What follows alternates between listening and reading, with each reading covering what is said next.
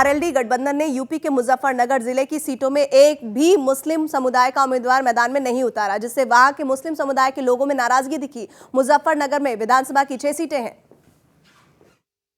जिनमें एक पर भी समाजवादी पार्टी और आरएलडी गठबंधन ने मुस्लिम समुदाय के उम्मीदवार को टिकट नहीं दिया, जबकि इससे पहले के विधानसभा चुनाव में समाजवादी पार्टी ने कुछ सीटों में मुस्लिम समुदाय के लोगों को टिकट दिया था। लेकिन इस बार ऐसा नहीं हुआ, जिससे वहां के मुस्लिम समुदाय के लोग नाराज नजर आए। ये तो हमारे साथ धोखा है, जबरदस्त धोखा है। यही नहीं, बीजेपी ने भी इस मुद्दे को हाथों हाथ लिया और समाजवादी पार्टी पर निशाना साधा। समाजवादी पार्टी आज आधी छोड़ सारी को धाए, सारी मिले ना आधी पाए, इस फेर में पड़ गई है। वो तय नहीं कर पा रही है कि हम हिंदू वोट को साधें या मुस्लिम वोट को साधें। लेकिन समाजवादी पार्टी ने बीजेपी के हमलों को जनता के मुद्दों से ध्यान हटाने की कोशिश बताया। भारतीय जनता पार्टी चाहती कि मुजफ्फरनगर पे बात हो, जाट और मुसलमान पे बात हो, लेकिन जनता की समस्याओं पे बात ना हो। मुजफ्फरनगर की 6 सीटों में 5 पर आरएलडी और 1 पर समाजवादी पार्टी ने अपना उम्मीदवार मैदान में उतारा।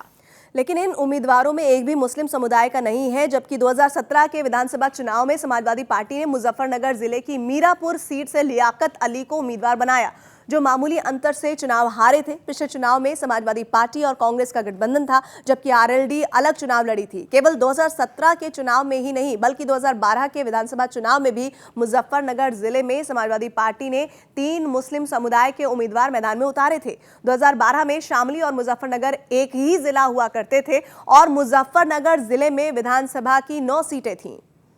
स्वागत की एक बात यह कि मुजफ्फरनगर में मुस्लिम समुदाय के वोटरों की आबादी करीब 40% है और वहां के मुस्लिम समुदाय के लोग इस बात से नाराज हैं कि समाजवादी पार्टी और आरएलडी के गठबंधन ने उनके समुदाय से एक भी जगह प्रत्याशी नहीं उतारा।